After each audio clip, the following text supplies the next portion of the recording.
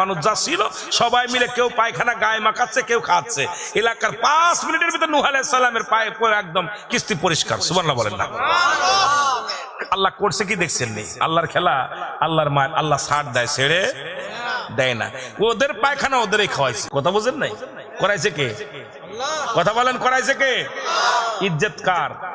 ইজ্জত হলো আমার নবীজির। নূহ আলাইহিস সালামের ইজ্জতের সম্মানের খাতিরে আল্লাহ তাকে এত ইজ্জত দিছে যে নূহ টেনশন করিস না, পায়খানা করতেছে করুক, এগুলো আমি ওর চাটাই খাওয়াবো। সর্বশেষে যে গেছে সেও কিস্তির মধ্যে একটা চাটা মারে জিব্বা দিয়ে, তা একটু জুয়ান হওয়ার জন্য। কথা বুঝেননি? আল্লাহ তাআলা আলেমদের সঙ্গে বেয়াদবি করেন না। আলেমরা যখন চোখের পানি ফেলবে তখন আপনাদের অবস্থা ওই রকম হবে। জোরে বলেন ঠিক কিনা? একটু মহব্বতের সঙ্গে দুরূদ শরীফ পড়েন। আল্লাহুম্মা সাল্লি আলা সাইয়্যিদিনা মাওলানা মুহাম্মদ ওয়া আলা আলি সাইয়্যিদিনা মাওলানা মুহাম্মদ। আলেমরা তো প্রশংসা করে, এই জন্য আলেমদের ইজ্জত। আমি একটা কথা বললে বুঝতে পারবেন। মুসা আলাইহিস সালাম আল্লাহর সঙ্গে দিদার করতেন। পৃথিবীর মধ্যে জিবরিল আমিন আগমন করলেন আদম আলাইহিস সালামের কাছে 12 বার। কয়বার? 12 বার। ইদ্রিস আলাইহিস সালামের কাছে আসলেন 4 বার। ইব্রাহিম আলাইহিস সালামের কাছে আসলেন 42 বার। মুসা আলাইহিস সালামের কাছে আসলেন 450 বার। আর আমার নবী, আপনার নবী রাহমাতাল লিল আলামিনের কাছে আসলেন 24,000 বার। আর একটু জোরে বলেন। মুসা আলাইহিস সালাম আল্লাহর নবী আল্লাহর সঙ্গে দিদারের জন্য রওনা হয়ে গেলেন তুর পাহাড়ে। প্রতিনিয়ত আল্লাহর সঙ্গে কথা হয়, আল্লাহর সঙ্গে কথা হয় রে মুসলমান। দিলের কান্ডা লাগা শোনো,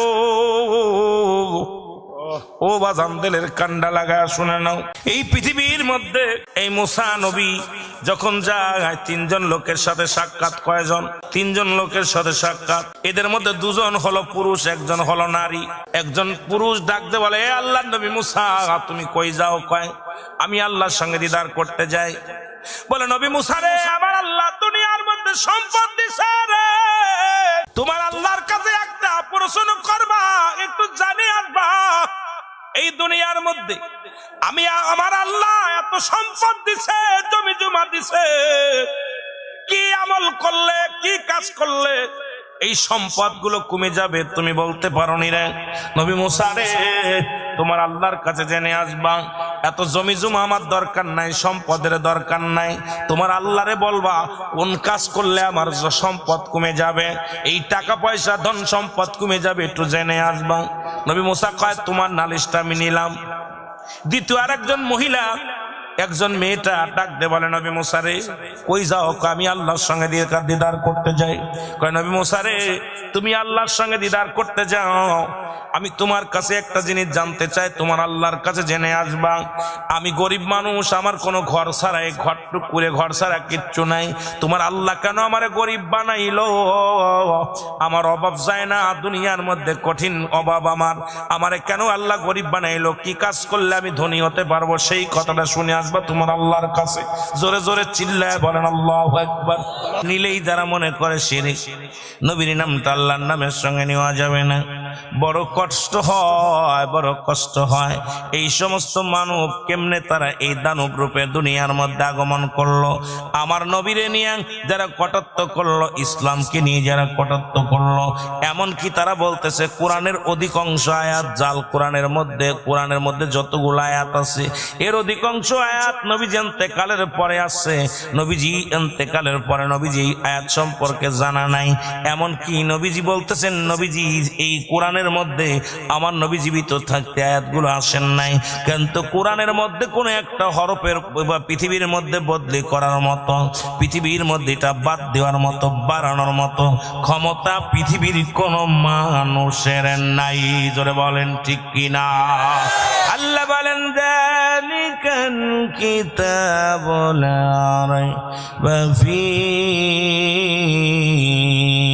এটা সেই কিতাব। কোন কিতাব? আসমানি কিতাব, যেটা আল্লাহর তরফ থেকে দুনিয়ার মধ্যে বান্দার কল্যাণের জন্য পাঠাইলো আমার আল্লাহ, যেটা রহমতের নবী রাহমাতুল লিল আলামিনের কাছে আগমন করল গো। এই কোরআনের একটা আয়াত পৃথিবীর কোন মানুষ তৎকালীন জামানা থেকে শুরু করে আজ পর্যন্ত কোন একটা সূরা কেউ লিখতে পারে নাই। কত চেষ্টা করেছিল, কেউ পারে নাই রে মুসলমান। শুনে নাও এ মুসলমান, ওই পৃথিবীর মধ্যে উতবা সাইবা আবু জাহেলের লোকেরা এখনো অফুরন্ত, তারা এই দুনিয়ার মধ্যে কোরআনের পর হাত দেয়। এই কোরআনকে ভালোবাসবে কারা? রাসূলকে ভালোবাসবে কারা? আল্লাহ বলেন হাদানিল মুত্তাকিন, যারা হেদায়েত প্রাপ্ত বান্দা হবে এরা কখনো কোরআনের ভুল ধরবে না, ইসলামের ভুল ধরবে না, রাসূলের ভুল ধরবে না, দ্বীনের বিধান মেনে চলবে এরা। ধরে বলেন ঠিক কিনা? একটু মহব্বতের সঙ্গে দুরূদ শরীফ পড়েন। আল্লাহুম্মা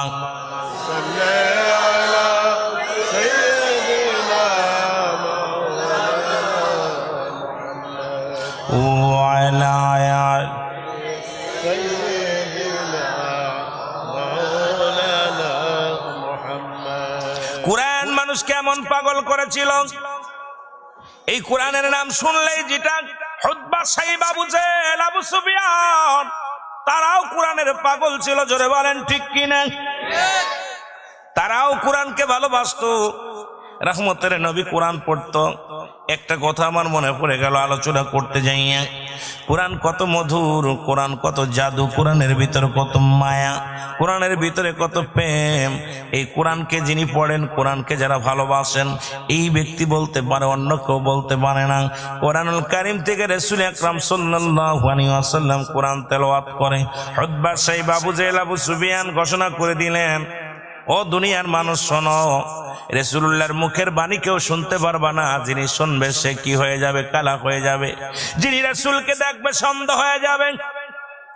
রহমতের নবীর বিরুদ্ধে তৎকালীন জামানায় আবু জাহেলের দলেরা, উতবা সাইবা আবু সুফিয়ানের দলের লোকেরা তারা কি করলেন? রাসূলের সামনে যেন না আসতে পারে, রাসূলকে দেখলেই তো কালেমা পড়ে নিত। আমার নবীকে দেখার সঙ্গে সঙ্গে, কারণ নবী ছিলেন রাহমাতুল লিল আলামিন, রহমতের পেয়ালা, রহমতের ভান্ডারে নিয়ে এই দুনিয়ার মধ্যে আমার আল্লাহ পাঠাইছে। এমন নবীর, আমার নবীজির চেহারা মুবারক দেখার সঙ্গে সঙ্গে মানুষের দিলের ভিতরে মায়া হয়ে যেত, দয়া হয়ে যেত, মধুর কালেমা পড়ে মুসলমান হয়ে যেত। লা ইলাহা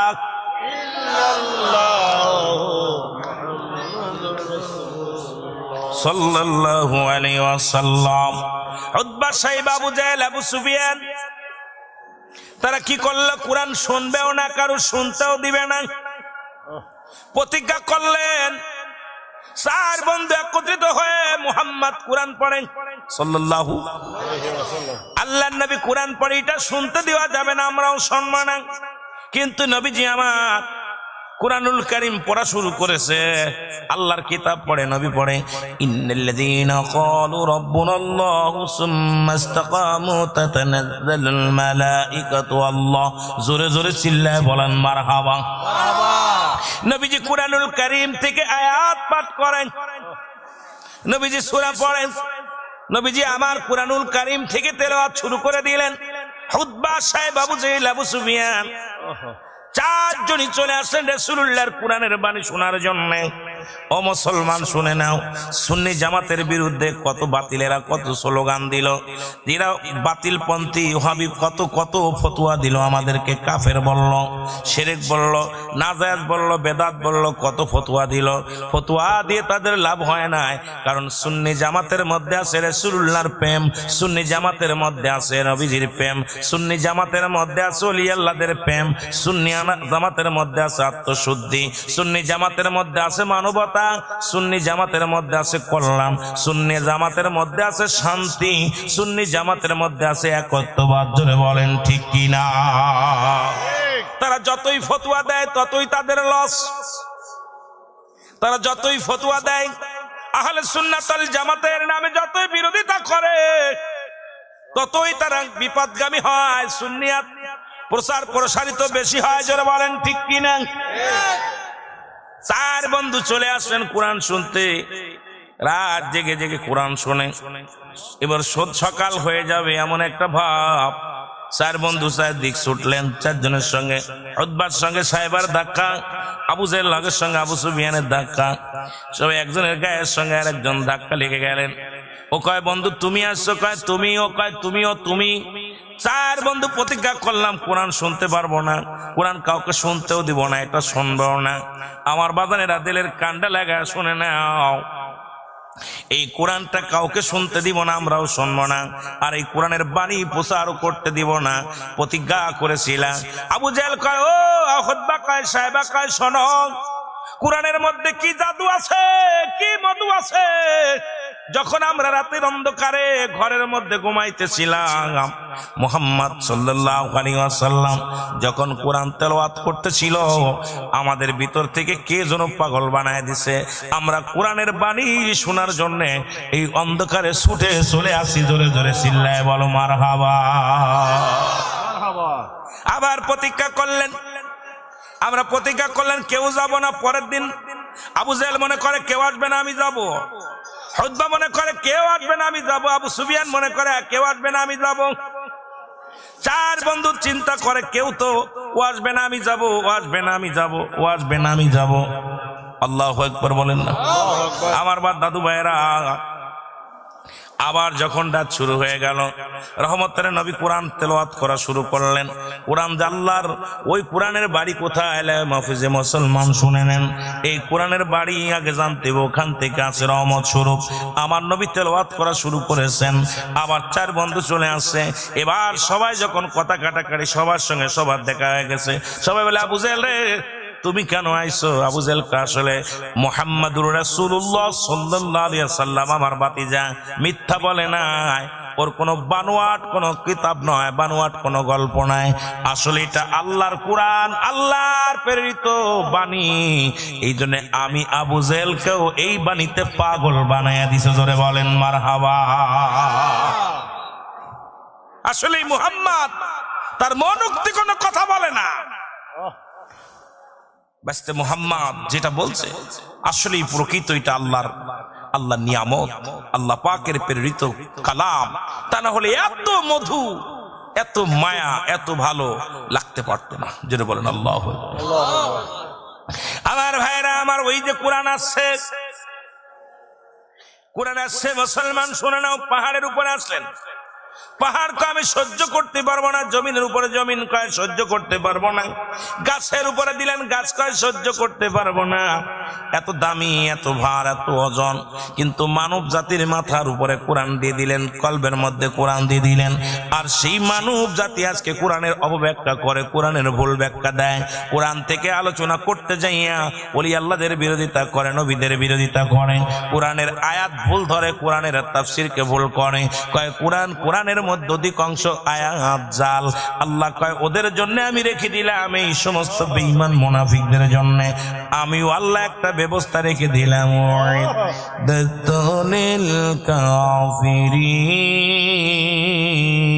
ওই কাফের বেঈমান মুনাফিকদের জন্য আমি আল্লাহ প্রস্তুতি 7টা জাহান্নাম।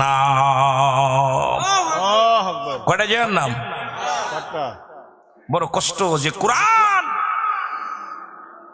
রাখছে, কোরআন হাদিস ইজমা কিয়াস এগুলো ছেড়ে দিছি আমরা। এই বেঈমান মুনাফিকদের জন্য আল্লাহ প্রস্তুতি করে রাখছে, যারা আল্লাহর বিধান ভুলে গেছে, রাসূলের বিধান ভুলে গেছে, কোরআনের অবব্যাখ্যা করতেছে, কোরআন কম মননা করতেছে, ইসলাম কম মননা করতেছে, এদের জন্য আল্লাহ রাইখা দিয়েছে 7টা জাহান্নাম। কাফের বেঈমানদের জন্য রেখে দিছে কে? আল্লাহ। আরো জোরে বলেন কে? আল্লাহ। আমার ভাইরা আমার, তৎকালীন জামানাও শুধু তাই নয়, পৃথিবীর 3 জন নিকৃষ্ট মহিলা, পাপিষ্ট মহিলা, আল্লাহু আকবার বলেন। পৃথিবীর কয়জন? 3 জন পাপিষ্ট মহিলা। পৃথিবীর ইতিহাসে এত বড় নিকৃষ্ট মহিলার পৃথিবীর মধ্যে আসেন নাই। আমার বাবারা শুনে নেন, এই 3 জন মহিলা, একজন হলো হযরত লূত আলাইহিস সালামের বিবি বাইলার, দ্বিতীয় হলো জন মুসলমান শুনে নেন আবু লাহাবের বিবি উম্মে জামিল, মুসলমান শুনে নেন। আর একজন হলো নূহ আলাইহিস সালামের বিবি মুসলমান বালিহা। আল্লাহু আকবার বলেন না। এই 3 জন মহিলা ইসলামের যত ক্ষতি করছে, মুসলিমদের যত ক্ষতি করছে, আমি আপনাদের কাছে আস্তে আস্তে আলোচনা করে যাই। আয়ামে জাহিলা জামানা কো হার মেনেছে বর্তমান জামানা, বর্তমান মুসিবতের জামানা, বিপদের জামানা, অন্ধকার জামানা কো হার মেনেছে। মুসলমান শুনে নেন,